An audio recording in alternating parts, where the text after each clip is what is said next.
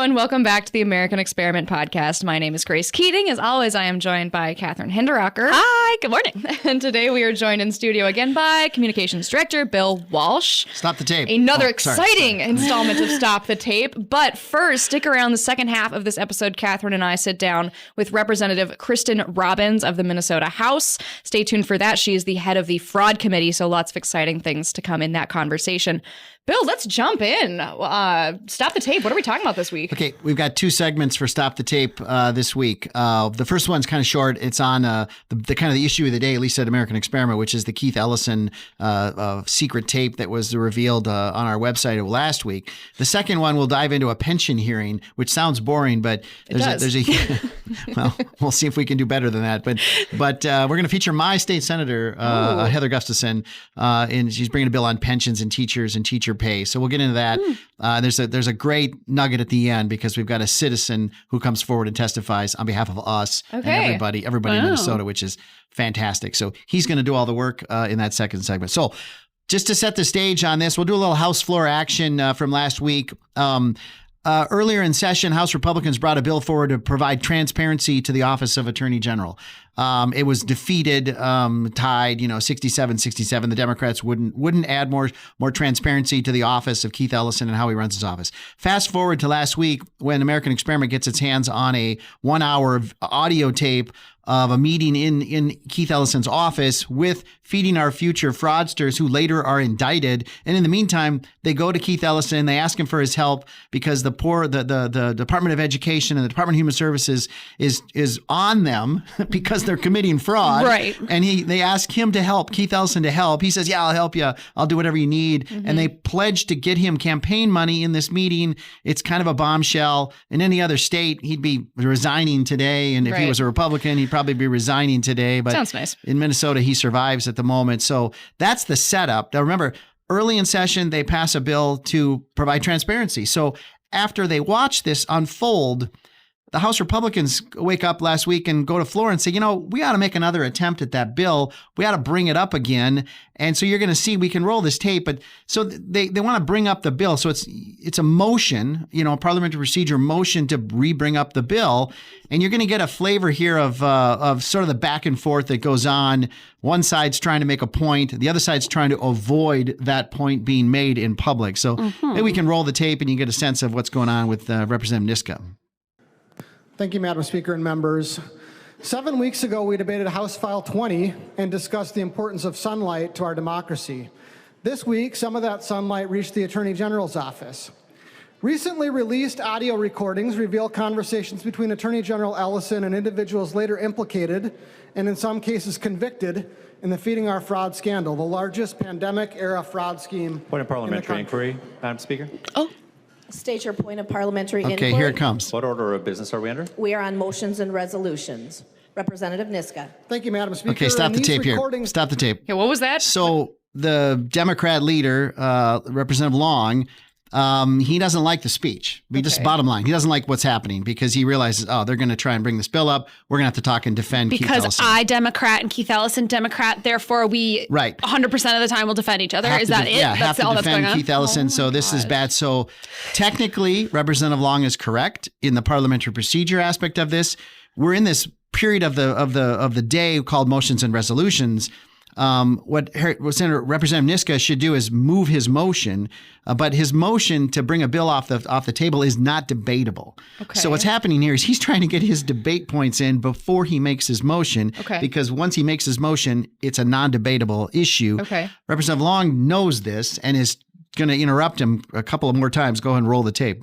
The Attorney General is being asked to use his authority to protect businesses under and here it comes. For Representative Niska, or Representative Long. What motion or resolution are we on? Representative Long, we are on motions and resolutions, and I believe Representative Niska is making a motion. Representative Niska. Okay, stop the tape here again. So you heard it. He's like, okay, what order of business are we on? Motion. Okay, is he going to make a motion? Okay. And so I think Representative Niska tries one more time to get his points in. Go ahead and roll it.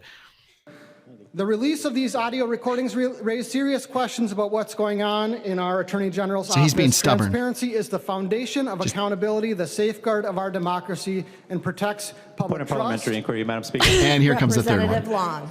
Madam Speaker, I believe that we need to be on an order of business before we can debate that business. Representative Niska, please state your motion that you are making. Now she Thank said, Madam you got to make a Speaker. motion. We need to pass House File 20 today. I move that we take House File 20 from the table and request a roll call. Representative Niska has made a motion to take House And she'll File remind 20 us. from the table and has requested a roll call. That is a non-debatable motion. The clerk will take the roll. Okay, stop the tape. Okay. So that's just a short little exchange. petty. That's a very common thing that happens on the House and Senate floor. Wait, that's proper procedure to be like, I would like to interrupt, and then you just get to interrupt Yes. and say your thing? You can interrupt the business if you have, for very limited ways, but asking like what motion of business we're on, Sure, a point of 'cause we hadn't parliamentary gotten there inquiry, yet. a point of privilege, like it's really hot in here. Can we turn the air conditioning up? I mean, there are reasons, a few minor reasons you can interrupt the business of the floor. And that was both of them kind of using the rules to their advantage. Representative Niska was trying to get that on the record, trying to get that message out because he knew once he made the motion, it's not debatable. And Representative Long smartly was interrupting him saying, hey, where's the motion? What point of business are we on? So, and the speaker, I thought, handled it really well. She kind of ignored him a couple times, but then realized, okay, this is going to keep happening. Representative Niska, you have to make a motion. We have to get that in front of us. And then once it was non-debatable. By the way, that motion failed 67 to 67. This is absurd. So the bill, which is a very sensible bill to provide more transparency in an office that clearly needs it, was defeated 67-67. As you said, they close ranks around their attorney general Truly. In their party. Classic. All right. So next clip. Wait, we should also add that we didn't touch on the story a lot, but we are going to do a webinar with Bill Glahn here on that story, deep dive into exactly what happened. Bill Glahn is the expert. He's the one that exposed this tape of Keith Ellison in his office, his private office, talking to these fraudsters. I don't think we've announced it yet, have we? But No. it'll be out soon. No. Watch our emails. Yeah, we'll try. We're trying to get that date picked right now. Yeah. And then we'll. I think probably Bill and Bill. It'll be the Bill and Bill show. Bill, and we might Bill, do a little Bill, stop the Bill, tape Bill, on that Bill, one too, Bill. because we got 54 You need a minutes Bill Nye of song. audio. No, I'm not going to do Bill Nye as a fraud. Anyway. That's true. All right, speaking of frauds, let's move on to the teachers union in the state of Minnesota and my senator, Senator Heather Gustafson, who represents Lino Lakes and White Bear Lake and Vadnais Heights in the state Senate. So she and a House colleague are bringing this to the Pension Commission. So there's a Senate and a House, and then we have these commissions that are both Senate and House together. A commission on pensions, and so they deal with all the public employee union pensions across the state. We don't have time to get into why they do that, which is a whole nother issue. But there's a bill to improve the pensions for teachers unions in the state. Now, I said I wasn't going to get into it, but I'm going to do my little rant here. Teachers work for school districts. They don't work for the state of Minnesota. Right. I've never understood why the state of Minnesota feels the need to bail out teacher pension plans, to change rules as it relates to teacher pensions. Teachers have individual contracts through their local union with their local school board. School boards pay teachers, not the state. They're not state employees. And yet we're here dealing with their pension plans, changing the rules and the laws, and also bailing them out over the years, many times, when they make bad decisions and the pensions get upside down. We can't cover the retirees. The state taxpayers come in. The rest of us have to bail out their pensions. That's not what this bill is today. This bill is about, you talk about tier 1 and tier 2 teachers.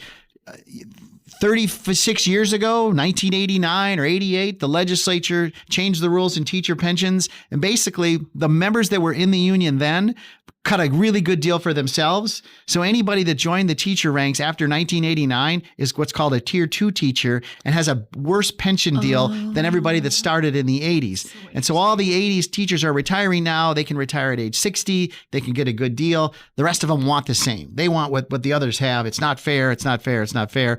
So this hearing was I think there were 20 union teachers that came up and said, we want this bill. Of course they do. The bill helps Only them. helps them, yeah. I would get also like better a pension. retirement. Maybe against it. It gets them, allows them to retire at age 60, with 30 years. What is it right now? You're saying that they want to 65. retire right now? 60. When everyone else retires, If they're lucky. Yes. 65 if you're lucky. I mean, what in the world? Right. Okay. Sorry.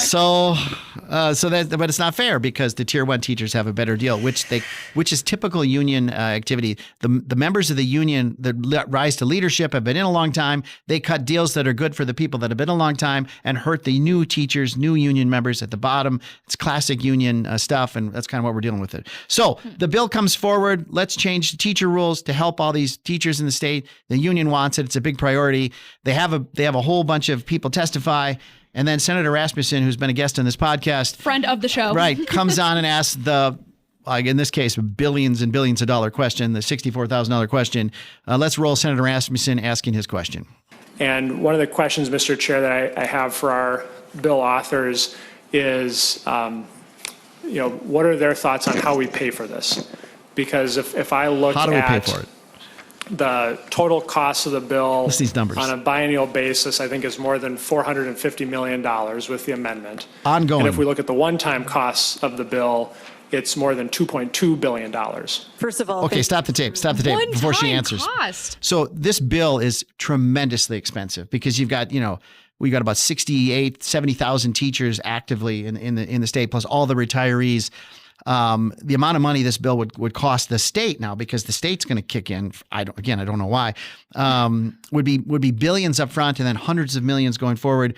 And last I checked, we got a $6 billion deficit. Yeah, what world are they living in? Right. Why is this even on the table right now? Which was Rasmussen's question. He's not necessarily against helping teachers, but he's just saying, how are we going to pay for this? So here's the author's answer to that question. Thank you, Senator Rassmussen, for bringing that up. I will say that this has been a long time priority for not just me because I'm a Democrat, but also me because I'm a tier 2 teacher.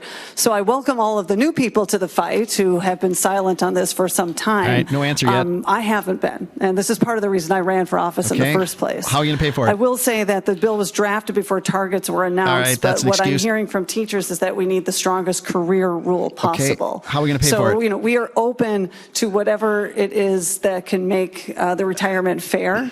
Again, this was drafted before we had those targets. But I want to be clear that we are mindful of the budget, but that doesn't mean that we can't fund our priorities. All right, stop the tape. I don't think Stop you the are tape. mindful of the budget. Is that a Ms. legitimate answer? Gustafson? Like, can I go up and be like, so I would like more money for myself, and that's why it's a priority, even though the state has no money. This is going to help me, and that's why I want Right. it. We're mindful of the budget, but we got to fund our priorities. Well, you're not that's mindful all that of matters. the budget. I mean, those two things can't be the same. And one of the points that Senator Rassmussen made before we didn't roll this whole comment was Governor Walz, the teacher himself, in 6 years of being governor, has not dedicated money to this problem to solve it. He hasn't put money forward. She mentioned the targets for this committee. They've given like tens of millions of dollars in a one-time target for this committee. Well, you heard him say it's going to be billions. Gosh. So I think it's like less than 2% of the total cost of this is what her leaders said to do. So no answer there at all. Really, really pathetic. Also, didn't they just have a surplus like not that long ago, and they didn't do this then? So how much of a priority is it now? Yes. Right. If you keep watching this hearing, Senator Nelson from Rochester makes that exact point. It's like, where were your priorities when you blew through the $18 billion? You could have addressed this and you didn't. So let's go to the next clip. I think this is more of Senator Gustafson talking about the hardships of being a teacher and what they're all up against.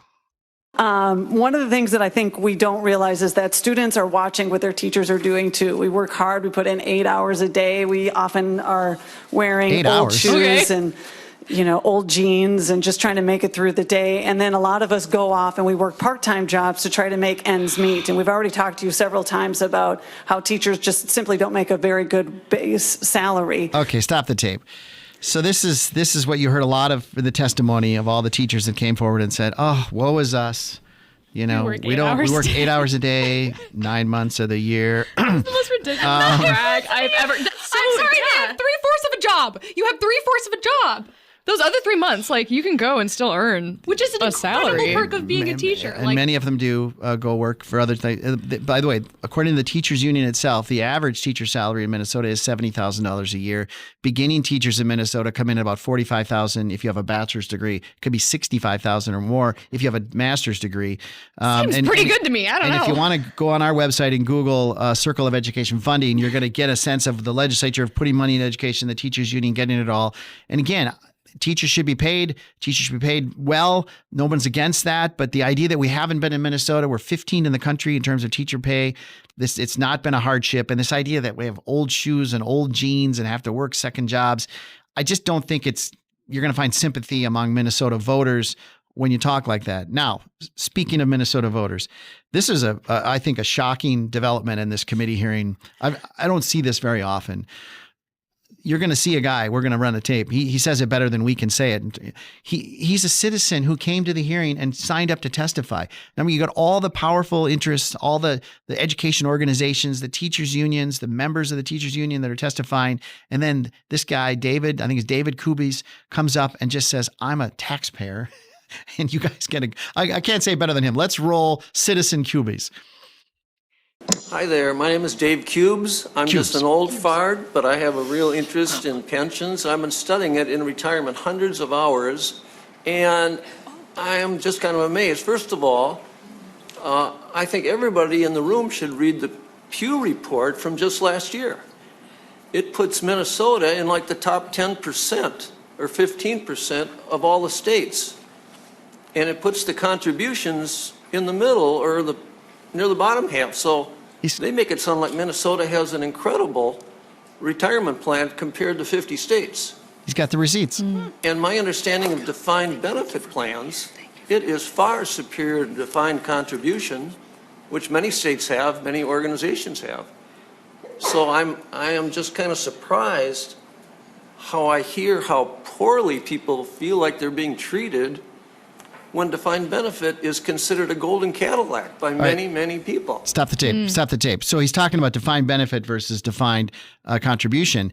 All of us, most of us in the world these days are in defined contributions. We put money into the market or an annuity or a 401k or and your employer puts them in, and then we're at the mercy of the market. It could be good, it could be great. Defined benefit means you work this many years, you get this much per month when you retire, guaranteed forever. Wow. And so do you get it until you die? You get it until you die, and then your heirs. Sometimes your family can get it after too, depending on the deal you got. So a defined contribution plan is nobody does this anymore except public employee unions. Sure. And he's making the point. It's like that's a Cadillac plan for most of us and the rest of us because we're at the mercy of the market, and we can be high risk when we're young, and then we got to be less risky later on, so we earn less. But we got to be careful as we're getting closer to retirement. These folks don't even worry about it. The money is set aside through government because they work for the government, and the payments are made based on the set. So he makes a great point. And then just one last roll from our citizen here. He kind of explains who he is and why he's here. I think it's beautiful. Cubes.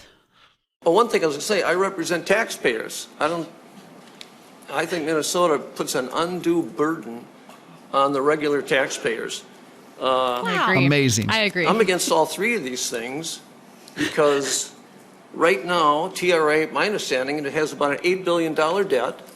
It's got about a 80% funding ratio. That means it's in trouble financially. And now people with golden parachutes Again. and fantastic retirements compared to other states, they want to add $221 million. That guy is awesome. He's my new hero. He is absolutely great. our new hero. He is. We're making him an honorary policy fellow, Center of the American Experiment. Honestly, I mean, he was talking about the TRA, the Teachers Retirement Association. They are underwater in their pensions now. They're not getting enough money into the system to pay these defined benefits on the way out. So. He just points it out. No one else in the room points that out. That's exactly it. Sometimes you need a citizen to come into an environment like this at the legislature and just say, are you guys out of your minds? Why are you even having this conversation? Yeah, it's crazy how often the taxpayer and the normal citizen doesn't have representation at the legislature. And obviously that's the role we try and fill at American Experiment. But, we're not at every single hearing for every single bill. So it's great to see that finally the taxpayer gets some representation. sad to me how their arguments are all wrong. Like, I want to consult with these people, like, your arguments for this are incorrect, because I think everyone has sympathy for teachers to some degree. Like, if you think about what a kindergarten teacher goes through every day, you have some sympathy for that person. And we all want the best teachers and love the people that teach our kids for the most part. You know, people put a lot of heart into their jobs in that profession. But when you say, like Senator Gustafson did, we're wearing old, worn out shoes, and you say these things that are clearly lies. That's not true. You're getting paid as the union says, at least according to the union, on average, you're getting paid a very, very decent salary.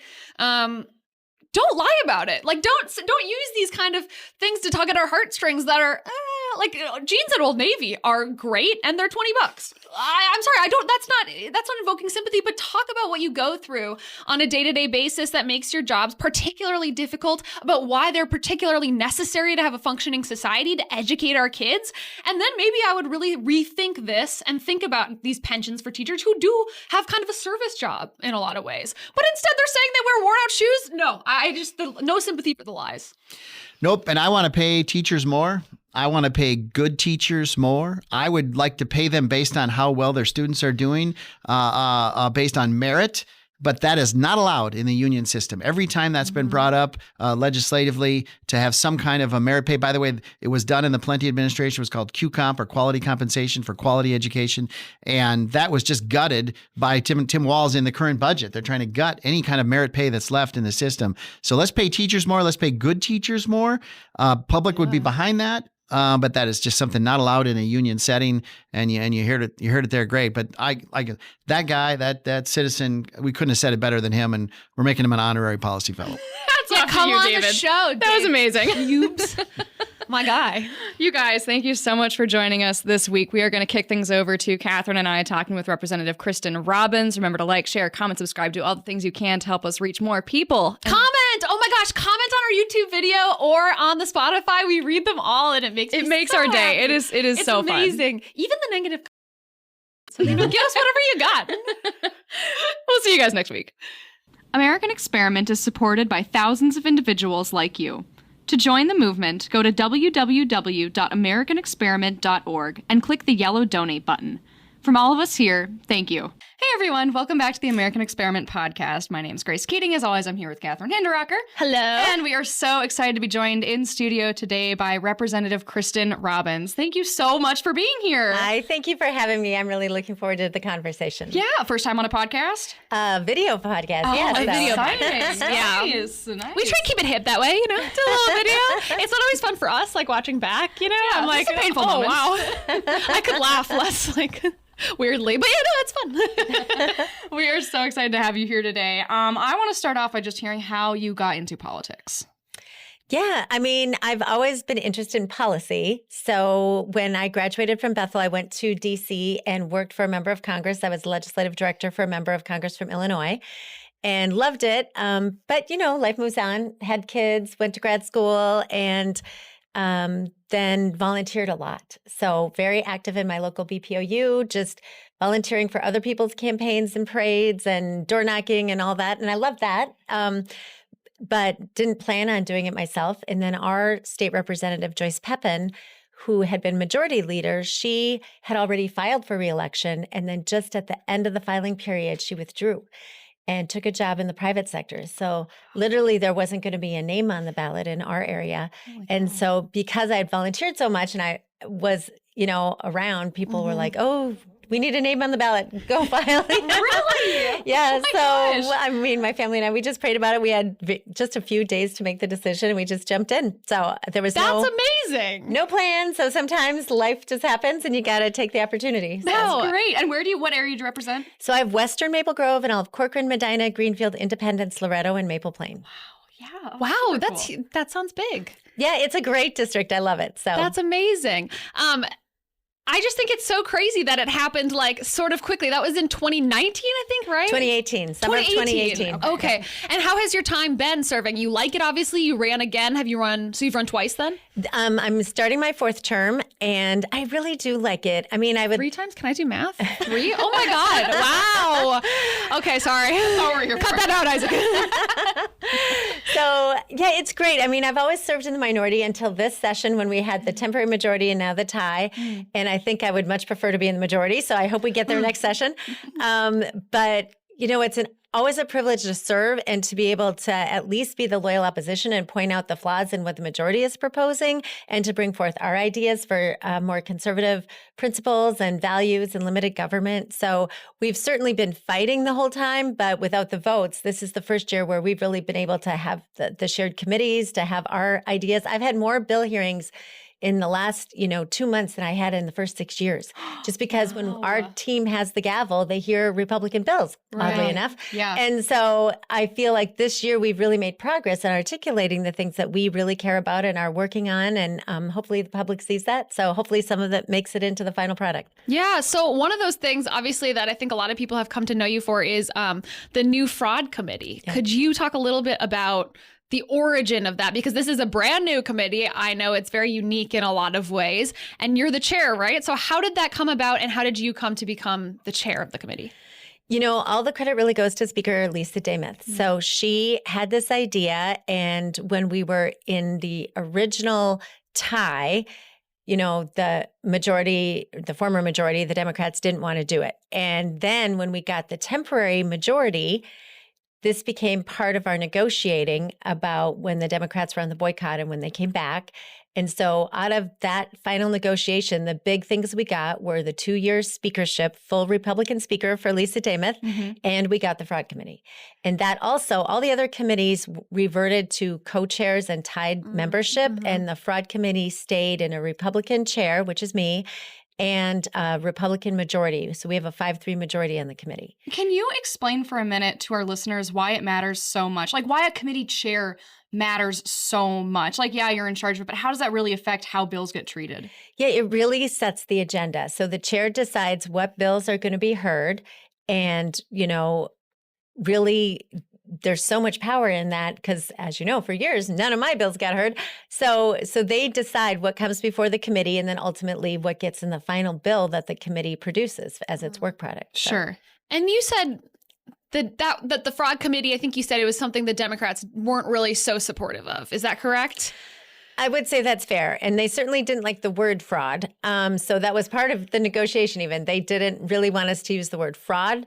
They just wanted it state oversight. And so the compromise, which is why we have the longest committee name ever, is Minnesota House Fraud Prevention and State Agency Oversight Committee. So that was the compromise. And what do they say, if you can put yourself in the shoes of one of these Democrats for a minute, what do they say? What's their opposition to having a committee based around fraud and really digging into if there is fraud and where the fraud exists in Minnesota's government? Yeah, I think I'd hate to speak for my colleagues on the other side, but I would say generally it's because fraud is a legal definition. And so they want to be very careful about not throwing it around for every situation because we talk about waste, fraud, and abuse, and those are all different things, and they're all still the wrong way to spend taxpayer money. But I think it was more about the definition of fraud and how we were characterizing things. Sure. So you guys just started recently at the House some sort of fraud tracker. Am I correct? Where residents can write in and submit potential cases of fraud? Yep. So we opened up a portal. It's mnfraud.com, and people can submit whistleblower suggestions to us of where they have seen fraud, experienced fraud, have seen something that doesn't feel right, whether they're a service provider, a service recipient, or someone who works in an agency. I'd say most of the reports we've gotten so far are from people who either provide services or people who work in the agencies. And it's been, honestly, I haven't even been able to go through them all. We had 530 submissions the first week it opened up. Wow. And, I'm on 3 other committees, so I don't have time to sit there and read all of it. But we have staff working on it. We're trying to triage, where we should start going through them. But a lot of that work will happen in the interim once we get out of session. Wow, that's so interesting. And when in the committee, so there's some, we talked about, okay, there's obviously some disagreements on terms and things like that. What do people agree on so far? Like, where is there fraud in the system for sure? Or where could we be better about things? What are the bipartisan agreements so far that you're having? Yeah, I honestly think fraud is not really as much a partisan issue as a separation of powers issue. I talk about that a lot because the legislature appropriates the money and then we just let the executive branch have it. And there hasn't been an oversight function to make sure the money is being spent as the legislature intended. So I really do try to work with my colleagues on the other side of the aisle because we want this committee to last beyond this biennium. Sure. It has to be helping serve the institution, and that's my goal. So, but that being said, we have a number of areas of bipartisan agreement. So, for example, we sent out a letter with all the members of the committee, Republican and Democrat, asking our colleagues not to do legislative earmarks this session. So that's a huge area where the Office of Legislative Auditor, the OLA, has said, look, this is a problem because when agencies see in statute they have to spend the money, then there's less oversight and less sort of management of the grant because they know they have to spend the money anyway. Right. Oh, and so the OLA has really recommended we clamp down on that. So we sent the bipartisan letter. And then the co-chairs of the Ways and Means Committee sent a similar letter the next week. Oh, that's great. So basically the money was in law being sent to mostly nonprofits, right? This is government taxpayer money that legislators were putting in bills earmarked for nonprofits. Is that right? Generally speaking. So someone, I think in the Minnesota Reformer, did an article a couple of years ago where they said, by and large over a biennium, there might have been $500 million, which is a lot in earmarks, legislatively named grants.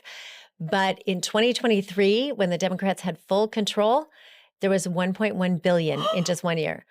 So it more than doubled when they had full control. And so that's really not the right direction for legislative earmarks. Right. We need to really pull back on that. And I just want to know why no one's earmarked Center of the American Experiment. If you could put that to your list. We have never gotten an earmark, and now I'm feeling jealous. So just maybe add that to your list. If anyone pushes back. I am not giving any earmarks. So. Oh my gosh. Okay, so how long is this a normal practice until now, hopefully, a normal practice to name specific nonprofits in these earmarks, or is that kind of a recent thing? Because that seems like such an opportunity for waste. I think it's been fairly standard operating procedure for, at least as long as I've served. And I think in the legislative body, way back 30 some years ago when I worked in Congress, I was the staff person who ran the Pork Busters Coalition in Congress. Really? So this is not You've always been on this beat. Yeah. So this is not news. But what's new is the volume, the acceleration of it. Sure. And that's really what we're trying to clamp down on. And so I hope our colleagues take it seriously. I certainly have been asked to co-author bills that have earmarks in it. I've turned them down. I encourage my colleagues to do the same thing. The agencies are setting up competitive processes, and the problem is they have over time, and then they haven't followed through. So we not only have to stop legislative earmarks, we have to improve how the agencies are managing the grants. So that's the other piece of the committee's work, tightening down the process by which they're managing these grants to make sure oversight is happening. Sure. Yeah, what really gets me is we have a state auditor, and the state auditor doesn't pay any attention to any of this. The state auditor does local governments, right? But that's what her charge is. So to be fair. I'm not blaming her, but why do we have a state auditor? I don't know. It's just so confusing to me. We have all of these people charged with auditing things, and no one's auditing the biggest amounts of money. There's huge amounts of money involved, but no one has this under their purview. Yeah. So, okay, that's great to hear about the things that you both kind of agree on across the committee. Is there any area where there's been a lot of friction, something that Republicans and Democrats have just been at odds about on the fraud committee so far?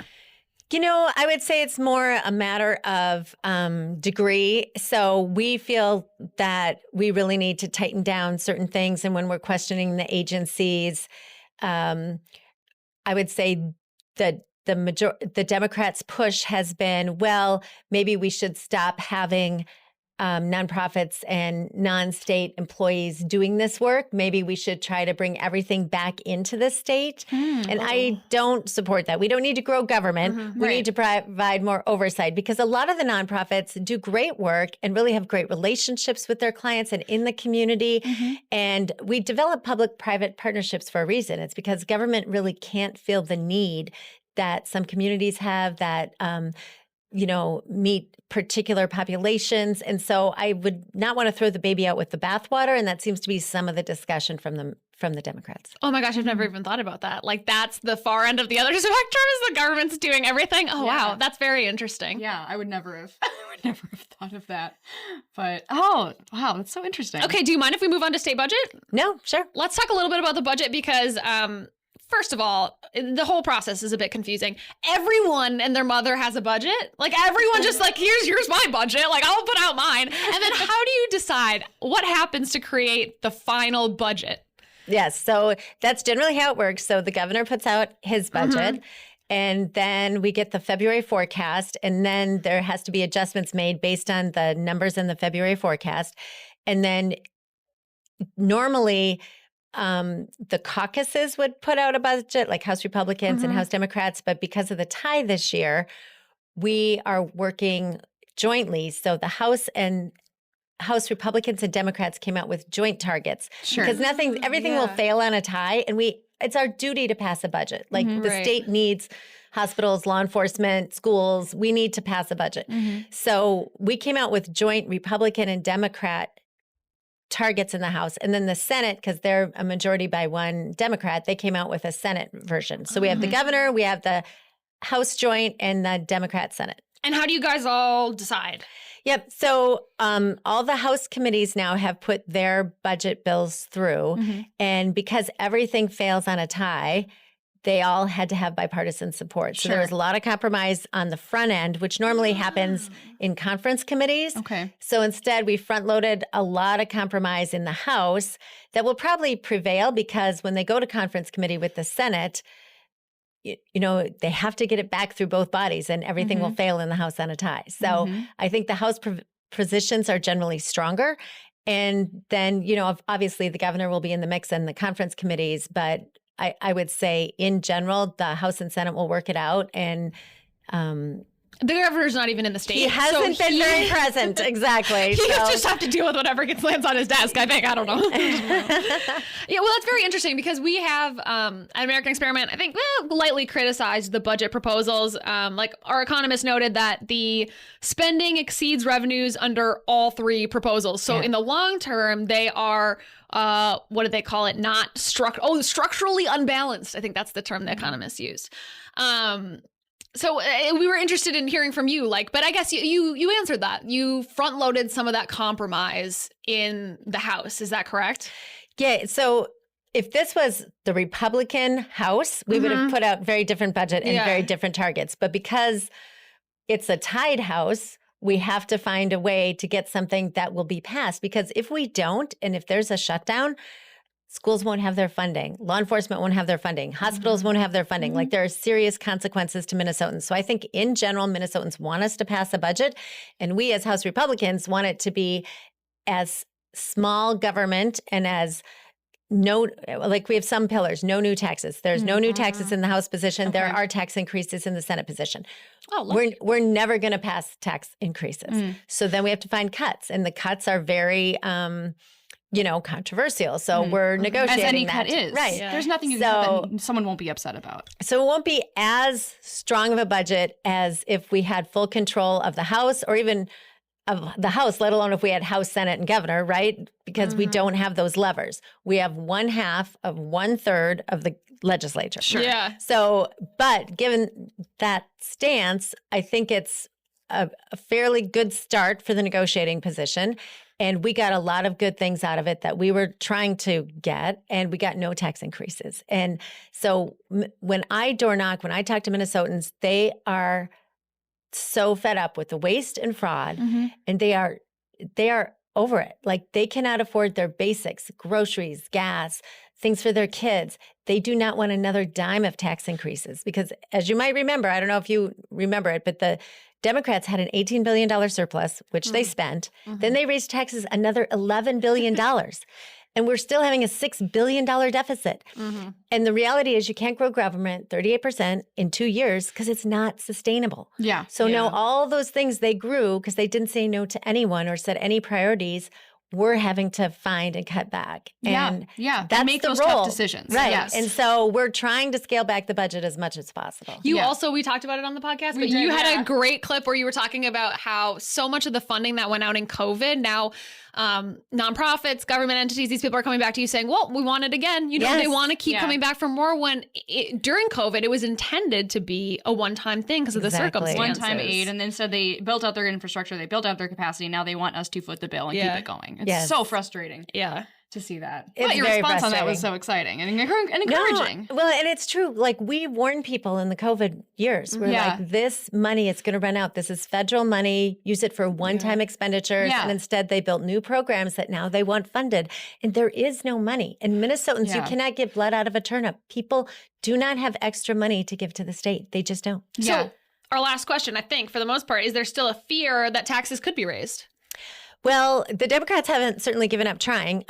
It's in the governor's proposal. It's in the Senate proposal. But there is not a single vote in the House Republican caucus for a tax increase.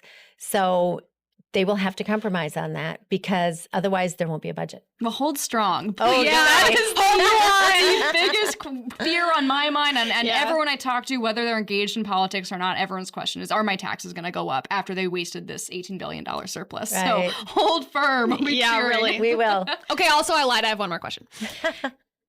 It's because it's the question everyone's asking about you, Representative Robbins. Do you have any ambitions for the future in your career? One of the things that people always talk about you is how hard you work, how you put 110% into your job at the legislature. I was just talking to some of the girls that work for you there, and they were talking about how your work ethic and the way you do things is just above and beyond. Like, it's incredible to them to watch someone work so hard in that position.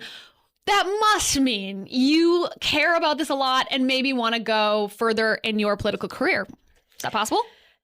You know, I'm considering things, but we're honestly too busy at the legislature, right? So that will be a decision after session. And, you know, I just want to serve Minnesotans. I love Minnesota. I'm originally from Crookston. I care about this state, and I want my kids and grandkids to be here. I want this to be the place that we all grew up in and have the economic vitality necessary. And I feel like some of the policies that have been passed the last 2 years especially have really driven us away from growth and prosperity and academic achievement and the things that really matter. And so I think in whatever way I can serve and help turn that around, that's what I'm here for. Heck yeah. Thank you so much for joining us this week. Is there anything else you'd like our listeners to hear from you before we wrap things up? I would just say tune in to the Fraud Committee. We have other committees are shutting down their work. We're going to continue through the end of session. So there's more to come. And then we will be doing our work over interim as well. And I would say we're just at the tip of the iceberg of understanding the business model of fraud. This is not one-off things that are happening randomly. There is a business model where people are preying on our most needy citizens, the most vulnerable, so they can make money. And it is wrong, and we are going to find it and stop it. So stay tuned. Thank you so much. Yes, come back. Now I'm like, wow, I have 100 more questions. Thank you so much, Representative Robbins. Yes, thank you for having so much. me. Nice to see you guys. Guys, remember to like, share, comment, subscribe, do all the things to help us reach more people. We will see you next week.